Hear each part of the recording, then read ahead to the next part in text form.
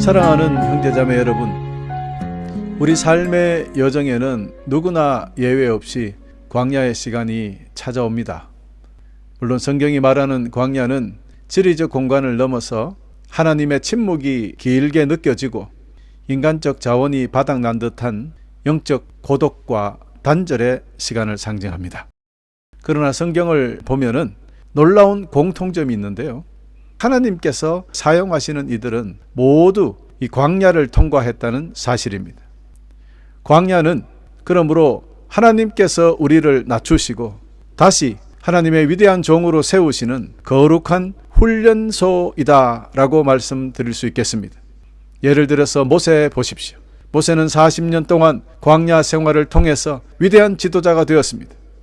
다윗도 사울 왕의 추격을 피해서 도망다니는 그 광야 생활 속에서 하나님만을 의지하는 왕으로 빚어졌습니다. 또한 위대한 선지자 엘리야도 40일 동안 광야의 여정을 지나서 호렙산에서 하나님을 새롭게 만나지 않습니까? 이스라엘 백성들 역시 40년 광야 생활을 거쳐서 마침내 약속의 땅 가나안에 들어갔던 것입니다. 사랑하는 성도 여러분, 이처럼 광야는 인생의 끝이 아니라 하나님의 새로운 역사가 시작되는 시점입니다. 오늘 우리 주 예수 그리스도께서 광야에서 받으신 시험을 통해서 우리 각자의 광야가 지닌 의미를 재발견하고 참된 승리를 함께 소망하는 큰 은혜가 우리 모두에게 있기를 간절히 축원합니다. 본문 말씀이 마태복음 4장 1절부터 보시겠습니다. 그 후 예수님께서는 성령에게 이끌려 광야로 가셔서 마귀에게 시험을 받으셨습니다 라고 기록하고 있습니다. 사랑하는 형제자매 여러분, 우리는 종종 고난이 닥치면 자신의 잘못이나 사탄의 공격이라고 생각하곤 합니다. 물론 그럴 수 있죠. 하지만 오늘 본문 말씀은 전혀 다릅니다. 예수님을 광야로 이끄신 분은 성령님이심을 분명하게 보여줍니다. 예수님이 죄 때문에 혹은 예수님의 잘못 때문에 광야로 가신 것이 아니라는 것입니다. 이를 통해서 우리는 성령님께서 당연히 우리를 푸른 초장과 맑은 물가로 인도하시는 분이 맞습니다. 그러나 때로는 치열한 영적 전쟁터인 광야로도 이끄신다는 것을 우리는 깨달아 알아야 하겠습니다. 왜냐하면 광야는 오직 하나님 한 분만으로 충분함을 배우는 위대한 자리이기 때문입니다. 그러므로 현재 광야 시간을 지나고 있는 분들이 계시다면 이 사실을 기억하십시오. 여러분은 길을 잃은 것도 아니고 버림받은 것도 아닙니다. 성령님의 세밀한 인도 아래 하나님의 사람으로 준비되는 훈련을 받고 있음을 아시고 오히려 다가올 축복을 소망하면서 기뻐하시기를 간절히 축원합니다. 4장 2절, 예수님께서 40일 내내 금식하셔서 매우 배가 고프셨습니다.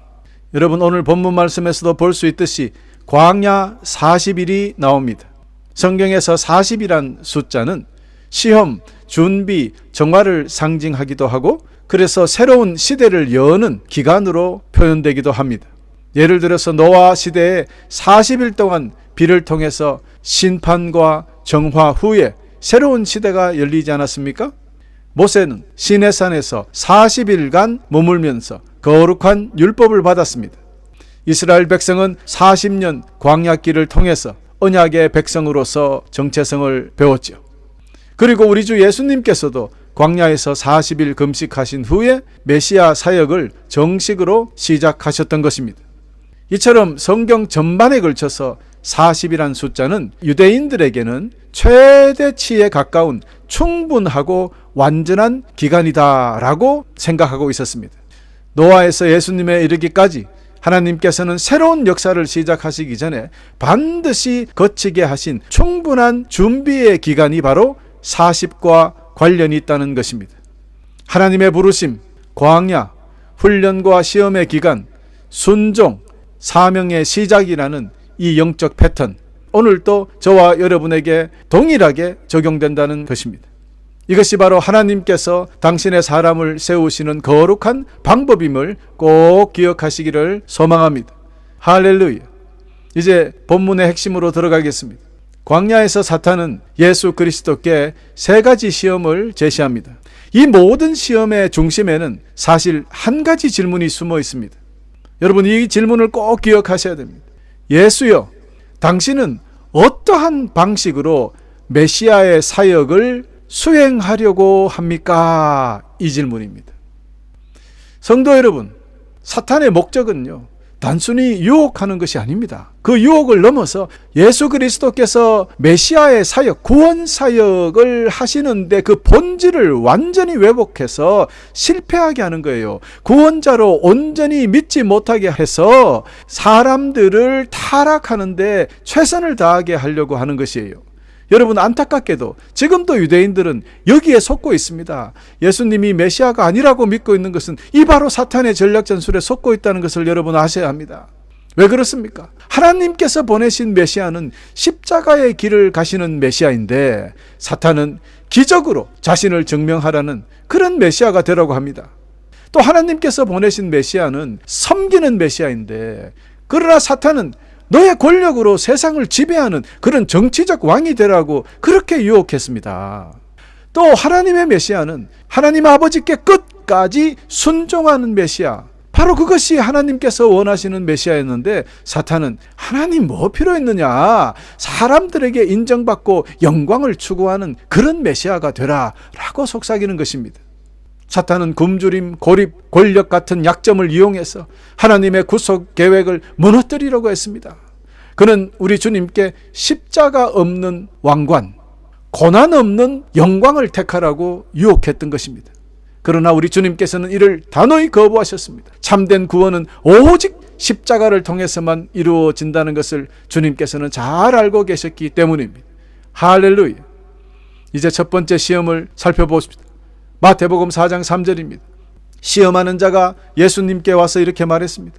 만일 당신이 하나님의 아들이라면 이 돌에게 빵이 되라고 명령해 보십시오 라고 합니다. 아니, 만일 당신이 하나님의 아들이라면 이 무슨 말입니까, 여러분? 사탄은 누구보다도 이 예수님이 하나님의 아들이라는 것을 잘 알고 있는 그런 자입니다. 그런데 만일 하나님의 아들이라면, 여러분, 처음부터 예수님의 속을 확 뒤집는 그런 말 아닙니까? 어쨌든, 그리고 여러분 보세요. 40일 동안 금식하신 주님, 이 배고픈 그 육신을 가진 주님에게 사탄은 가장 현실적으로 공격해 옵니다. 생존의 문제를 건들죠. 너의 능력을 네 배고픈 배를 채우는 데 사용해라. 이런 유혹입니다. 야, 여러분, 요거 오늘날 사탄 우리에게도 이렇게 속삭입니다. 하나님의 뜻 좋고 교회도 좋고 다 좋은데 일단 먹고 사는 문제가 해결돼야 되지 않느냐. 여러분도 많이 경험하고 있지 않습니까? 여기에 빠져나갈 사람이 있습니까? 뭐 먹어야지 뭐 교회도 봉사하고 뭐 돈이 있어야 뭘 섬기기도 하고 하지 않느냐. 여러분, 수많은 성도들이, 아니 목사까지도 여기에 걸려 넘어가는 많아요 여러분. 조심해야 합니다. 그러나 우리 주님께서는 신명기 8장 말씀으로 단호히 대답하셨습니다. 성경에 사람이 빵만으로 살 것이 아니요 하나님의 입에서 나오는 모든 말씀으로 살 것이다. 이렇게 선포하십니다. 여러분, 광야의 첫 번째 교훈 분명합니다. 우리 필요보다 하나님의 말씀이 더 중요하다는 것입니다.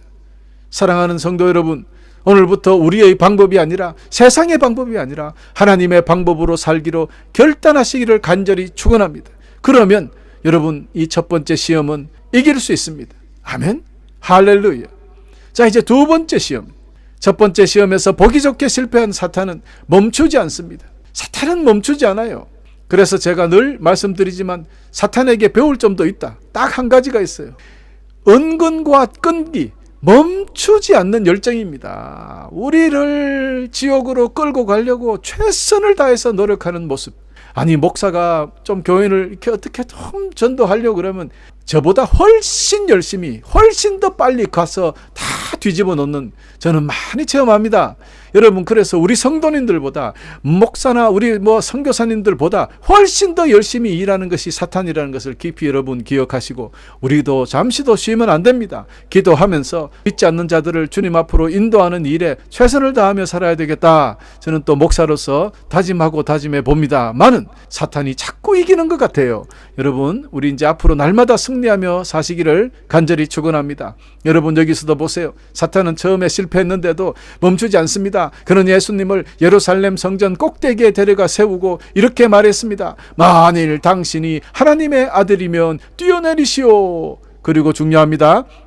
성경에 하나님께서 당신을 위해 천사들에게 명령할 것이다. 그들은 손으로 당신을 붙잡아 발이 돌에 부딪히지 않도록 할 것이다. 라고 기록되어 있어.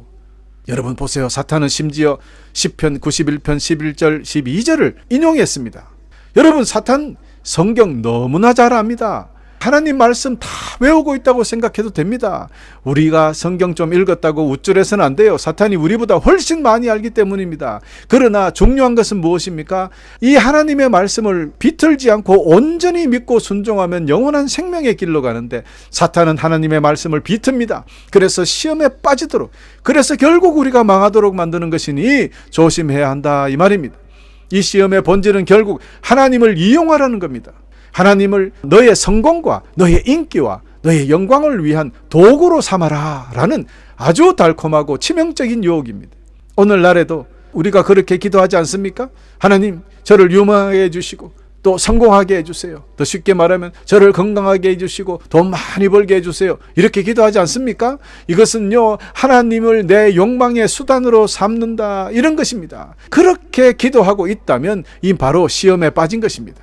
여러분, 우리가 아파서 건강하게 해달라고 기도하는 거야 뭐 잘못됐겠습니까? 주님을 섬기는 데 필요한 재물을 필요하다고 기도하는 게 뭐가 잘못됐겠습니까? 그러나 그 핵심을 들어가 보면 내가 잘 되기를 원하는 거예요. 아무 이유가 없어요. 그냥 내가 세상에서 편하게 살고 잘 되는 거 원하는 거예요.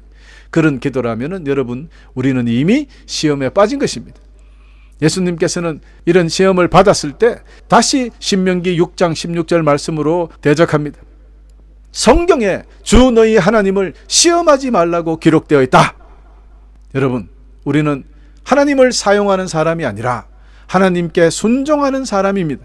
성도 여러분, 도구적 신앙에서 벗어나 온전한 믿음의 신앙으로 나아가시기를 간절히 축원합니다.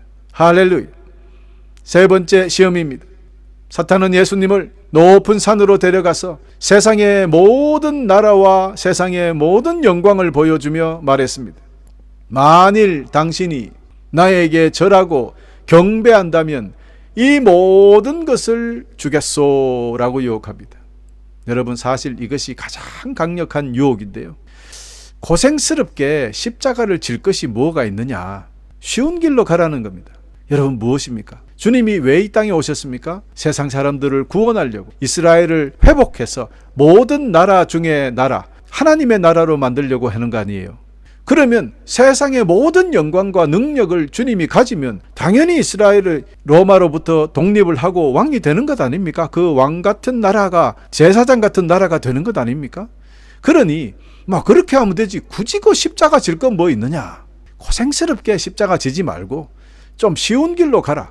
이거 아주 논리적입니다. 달콤한 제안입니다. 그러나 예수님은 이번에도 신명기 6장 13절 말씀으로 단호하게 선언하십니다. 사탄아, 물러가라. 성경에 기록되어 있기를 주 너희 하나님께 경배하고 그분만을 섬겨라.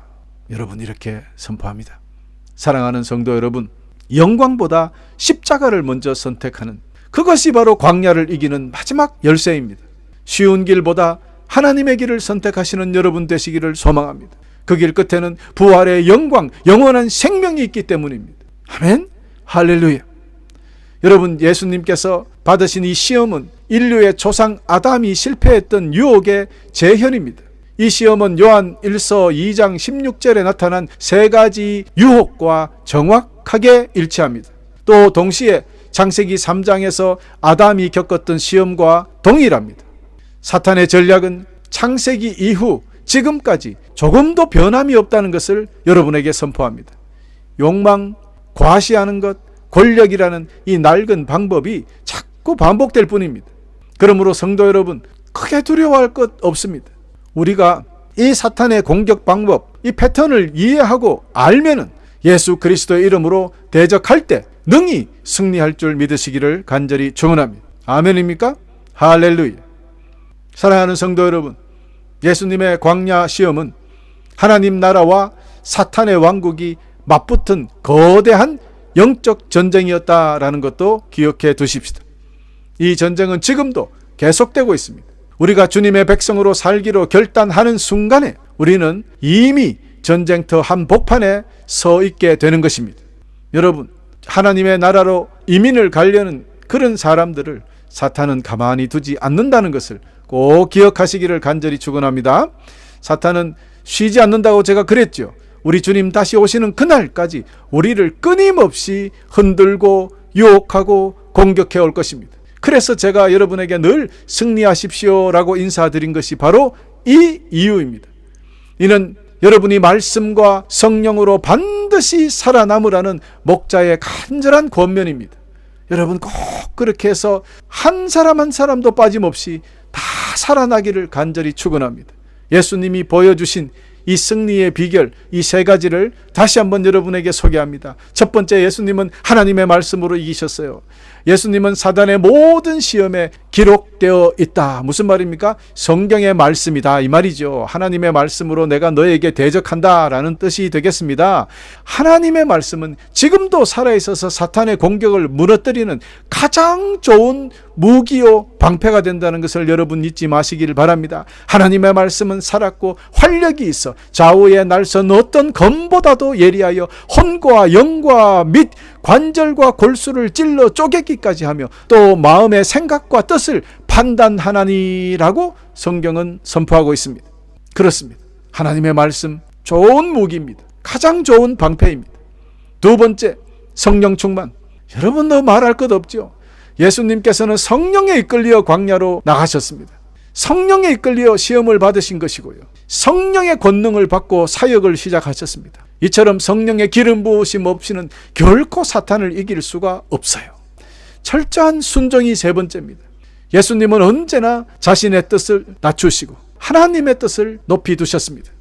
내 원대로 마옵시고 아버지의 원대로 하옵소서 하신 겟세마네 동산에서의 이 고백이 바로 그 살아있는 증거입니다.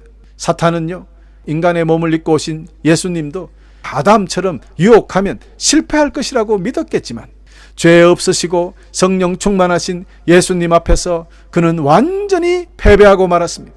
우리가 주님 안에 거하며 말씀과 순종으로 무장할 때 사탄은 한 길로 왔다가 7길로 도망한 것입니다. 오늘 여러분 모두가 이 놀라운 승리를 날마다 누리며 사시기를 우리 주 예수 그리스도 이름으로 간절히 축원합니다. 할렐루야. 교우 여러분, 사탄은요 예수님의 사역을 시작하지 못하게 막으려고 처음부터 유혹했습니다. 그러나 실패하고 말았습니다. 그러자 마귀가 예수님에게서 떠나가자 천사들이 예수님께 와서 시중을 들었다고 마태복음 4장 11절은 증거합니다. 여러분, 이 말씀이 얼마나 큰 소망입니까? 저는 하나님의 말씀과 성령님과 순종으로 끝까지 견디면 사탄은 물러가고 그 자리에 하나님의 크신 위로와 천사들의 돌봄이 찾아온다는 이 말씀이 너무너무 좋아요. 할렐루야. 여러분, 예수님은 새 아담으로서 이스라엘이 실패했던 광야를 승리의 자리로 바꾸어 놓으셨습니다. 주님께서 이미 승리하셨기에 그분 안에 있는 저와 여러분도 분명히 승리하게 된다는 것을 아멘으로 믿으시기를 간절히 축원합니다. 할렐루야. 사랑하는 교우 여러분, 이제 말씀을 맺겠습니다. 지금 여러분은 혹시 어떤 광야를 지나고 있습니까? 그 광야가 여러분 재정의 어려움일 수도 있고 건강의 어려움일 수도 있고 인간관계의 어려움일 수도 있습니다. 그러나 여러분 기억하십시오. 광야는 끝이 아니라 준비하는 곳입니다. 훈련하는 곳입니다. 믿음의 소망이 사라지는 곳이 아니라 오히려 정금같이 깊어지는 거룩한 훈련소이기 때문입니다. 그러니 광야 같은 삶에 놓여 있다 하더라도 결코 우리는 실망해서는 안 됩니다. 그리고 오늘 주신 하나님의 말씀을 가슴 깊이 새기고 세 가지 결단을 하시면 되겠습니다. 첫 번째, 나의 필요보다 하나님의 말씀을 붙들자라는 것입니다. 육신의 필요가 아무리 절박해도 하나님 말씀이 우선이라는 것을 기억하십시오. 사람이 떡으로만 살 것이 아니요 라는 고백이 척박한 광야를 이기는 첫 번째 승리의 열쇠임을 잊지 마십시오. 둘째는 기적보다 순종을 선택하십시오. 내 성공을 위해서 주님의 능력을 이용하는 그런 거짓된 신앙은 참된 믿음이 아닙니다.